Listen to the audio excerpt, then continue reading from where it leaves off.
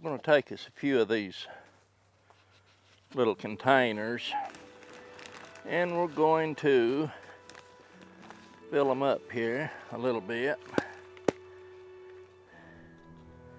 with some of this garden soil. And we're going to transplant just about 6 just to see if everything's about ready to transplant. And I know some of those plants are real small yet, but we've got a few that's in pretty good shape. I mean, they're growing pretty good. Main things, we don't want to get the roots intertangled, and there's absolutely right now no danger of that happening at this stage. I'm just going to take about a half a dozen out and transplant them just to see how it goes here today.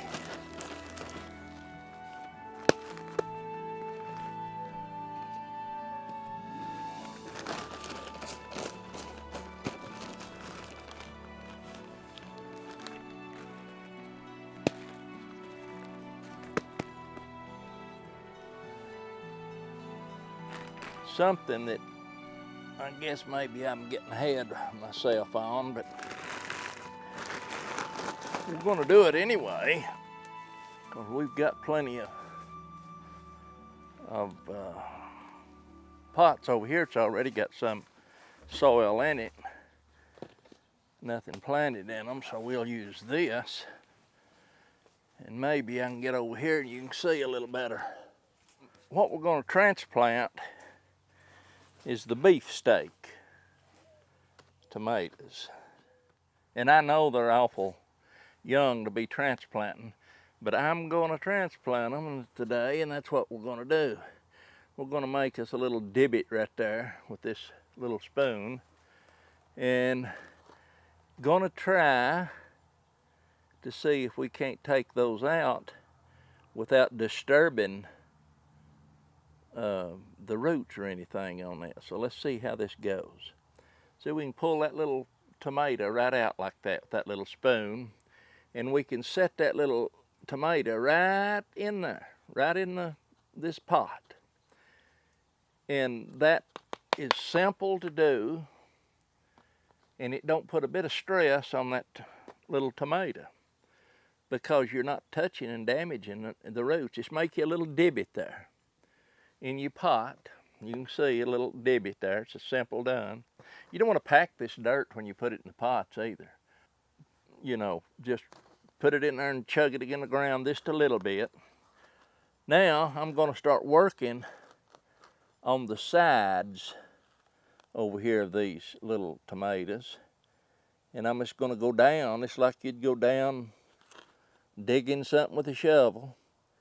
Now this one has got 2 in it, and I'm going to leave the 2 in it. I'm not going to try, well, it went ahead and jumped in there, fell in, went perfect though.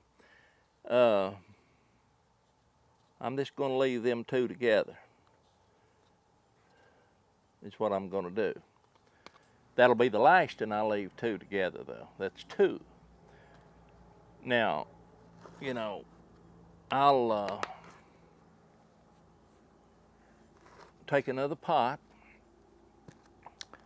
and we've got one there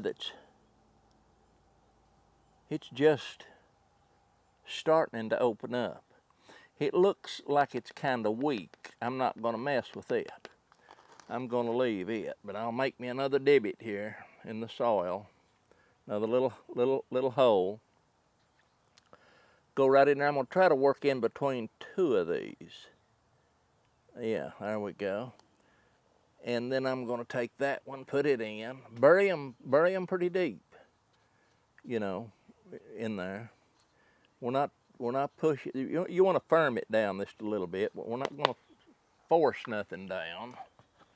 But these, just like I said, these are the beefsteak, and we've got 2 more runs of them. cups full. I just want to get these to going to where they've got a good start on things here. Just take your time and be gentle with these little tomatoes. That's all they are to it. Just kind of put them in there and push them down a little bit, put a little dirt around them. Main thing is be careful with the stalk of these little tomatoes, because you don't want to bruise those.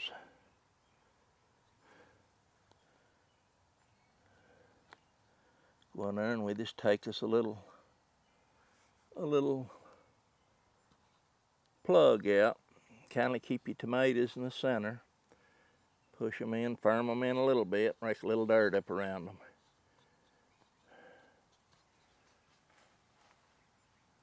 And that's what we're doing. And then while we're doing this, where we're taking dirt out, we've got a little excess dirt that we've got spilt here. Just go ahead and add that back in there. Come out of there. Come out there, girl. Well, I dropped it off over there. I've been pretty rough on this one. I've been pretty rough. Get out of here, cat. You're not going to come in here. No, cat, no. Get. No cats. I know what they do. They get right up here on your table and make a bed right on top of your flowers or your vegetables.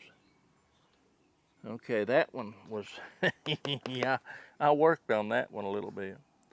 I hope I didn't hurt it. And then I'm going to take this one more here, because I've got one that I dug out that probably shouldn't have been. I'm gonna wet it. I'm gonna wet this little pot a little. It needs a little more water.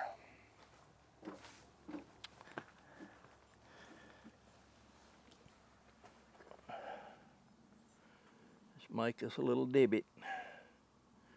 And we're gonna go back in there and get that tomato. We're gonna put that tomato right down in there like that.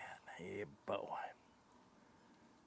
Firm it in a little bit. This needs a little more water. I can tell you, this soil, that soil's been sitting there. It's not had the opportunity to absorb a lot of water and moisture. Now, there's 3 still in this pot here. 3. I'm going to set these right here on top of this for right now. I'm going to set that one down. And we're going to, these 2 can come over, and that one, and I'm going to water them a little more. I want them saturated, a little more saturated. They're not wet enough to suit me. That's where they've sat here and dried. They've dried out. That's getting them. Now, what I'm going to do is I'm going to set some more of these out, because I wanted one in the center of these. One. That's what I said, one. And one's what it's going to be. Now there's that one that's just trying to come up. Trying not to disturb the root system at all in it. So we've got it in there. It should be hunky-dory. And then we'll take this one, put it here, and set that one over there. This one can be set right beside it. So that's 1, 2, and that one with 2 in it. This one has got 2 in the original pot. So what I'm going to do is I'm taking that one out. I'm taking that little one in the center out. I'm transplanting it right here. And we're going to set it here. Just like that. this little booger is going to get to go right down in there. And hopefully, now that's the only one that I uprooted. That's all I'm going to transplant today. Because if I transplant another kind, I don't have the markers yet, and I'll have them messed up. Just remember, these over here, let me rinse my hands off and I'll show you.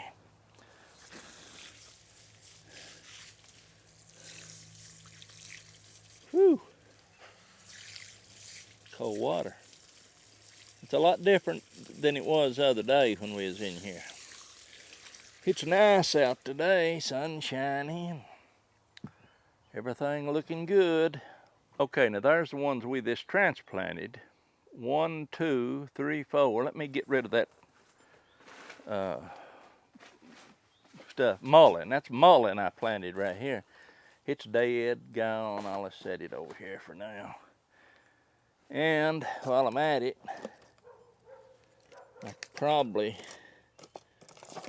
could scoot some of these little pots back. Let me scoot them back.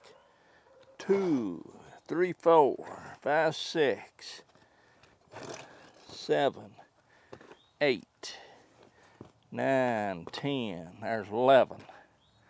11 plants right there. Beefsteaks, potted, and I've got one more little thing I want to do while I'm here. Let me rinse my hands one more time. It won't take a minute. And again, I don't know if this is the right thing to do or not, but I'm going to do it. Because if I don't do it, I'll never know. And I know that they're very young, and I know that it's completely unnecessary at the time to do this. But I'm going to do it. And if it kills them, we'll know why. This is Osmocote Plus. What this does, it's a slow release. And I'm not putting much in. And I'm just putting it around the little plant there a little. Just one of them little bitty, maybe what, I don't even know if you'd call that a quarter of a teaspoon. I'm just putting that around the plant, each one of these. Each one. I tell you what, let's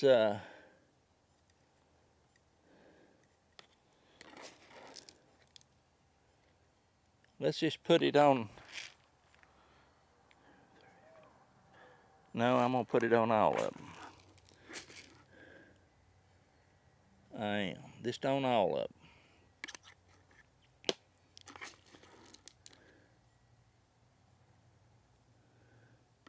Not too close to them, just around a little. And that's time released. When these go in the ground, that fertilizer will also go in the ground with the little tomatoes. Yeah, there we go.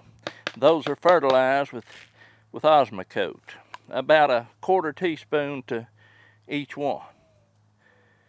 And now what I'll do, I'm going to give them a little water.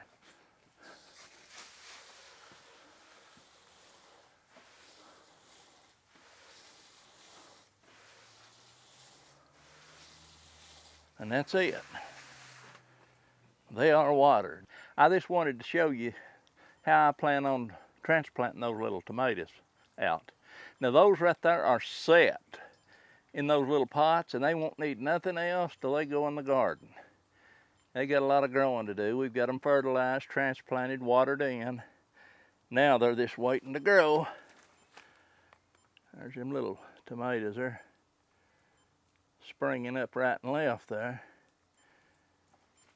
Dino kale, red Swiss chard. Now you can see right here, right there in the, you can see right there in the center where one's missing. To the left of that is 2 more containers of beefsteak. And there'll be a lot of tomatoes there to transplant, but you can see how easy it was to do. But this, like I said, you get to wanting to press the season. And I like, while those are young like that, they've still got a lot of energy from that seed, and it don't hurt a thing as long as you don't pinch that stalk. That's why I take that little spoon and dip them out. And it's a lot simpler. I went ahead and picked some of this stuff out of this potting soil. And the potting soil that I get is, and last year, and the year before, I'd get it and it'd have this stuff in it right here. It looks like some kind of fibrous stuff. I have no idea what it is. It's just like a fiber mat. And some of it, I'm sure that would decompose down in a while. But if you've got a little seed that gets on top of, that right there will stop that seed from coming up, whatever that is. And I don't like it. I'm gonna wrench, well, I took my hose. But anyway, it's like a fiber. I have no idea what it is. I don't like it. I don't want nothing to do with it. I know that it would probably hold moisture. I don't know what it is. It's almost like a coconut husk-like stuff. And what I'm spending a lot of my time in pulling it out. I don't like it whatsoever. I just don't like it. But every time I see a piece of it, it's out of there. So the way I found to eliminate that is to go back to the garden soil. And it's in this yellow bag. Stay Green flower and vegetable garden soil plus fertilizer. Yellow bag. Not blue bag. Yellow bag. Not blue bag. Yellow bag. This bag was $8 or $9, and it's got 2 cubic feet in it. 2 cubic feet, which weighs 24.7 pounds. This bag, I think, was $8 or $9. I can't remember what it was. And it's got 15 pound, 1.24 cubic feet. And anyway, my choice is the Stay Green flower and vegetable garden soil. And it says plus fertilizer, which has got a little fertilizer in it. Now I was blowing steam up my mouth the other day. Now I'm in here wiping sweat because the sun's beaming. I love it. Snow's all gone, no sign of it. It's all melted off. And it looks like spring has sprung. Actually, tomorrow, first day of spring. So that's all I wanted to show you. I come out here, now this is just on my mind. I want to transplant them to see how they're doing. I like to do that while them little roots are running down and that plant, little plant's still got plenty of energy. Rather than to wait till all them roots get all entangled and then start having to break them apart and all that stuff. You know that would kind of stall them out. This, they're just growing. They're just ready to grow. That's why I put a little of that fertilizer around on it. It's time release, supposedly. Supposed to not burn nothing, all that stuff. We'll see, because I loaded them pots. 1, 2, 3, 4, 5, 6, 7, 8, 9, 10, 11. 11 of them. Out of that one pot, I wound up with 11 pots out of one. So that'll kind of show you where, you know, at the quantities. I counted them once, and I can't remember what this 200 and something, I think. I'd say we've got over 300 right now tomato plants. But anyway, we'll go in. Let's go in and cool off. Lord. I'll show you something out here on the way in. When it was snowing the other day, I showed you this little mound right here in front of us. It was covered up with little buckets. You'll see one, look in the center of the screen, right there's one sticking up. There's one in the center, and you can see them off to the left there. There's several, 1, 2, 3, 4, 5, 6, 6 or 8. That's banana trees, bananas. So I went ahead and covered them up, thinking that it might actually protect them. And out of everything around here, it seems like those got damaged the most. They got damaged the most, and you can see some little yellow tulips through there in the center of the screen. Now those onions, I had that full of onions I planted last fall for a fall crop of onions. They didn't come up. They just sat there like they was resting. And then in the winter later, they started coming up. And I'll walk over here and show you what I'm talking about. These biggest ones, this one, these over through here, and these right here, this one, not the small ones. Them small ones I planted here when I was planting them in the garden. Went ahead and filled the spaces up.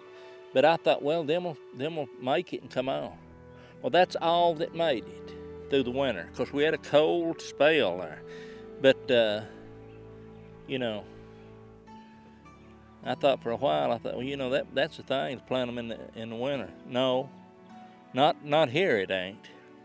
I'd much rather have waited till I planted all these, and I'd have onions coming on strong, which they're coming on, but that's replacements. Right here's one. It just froze them and rotted them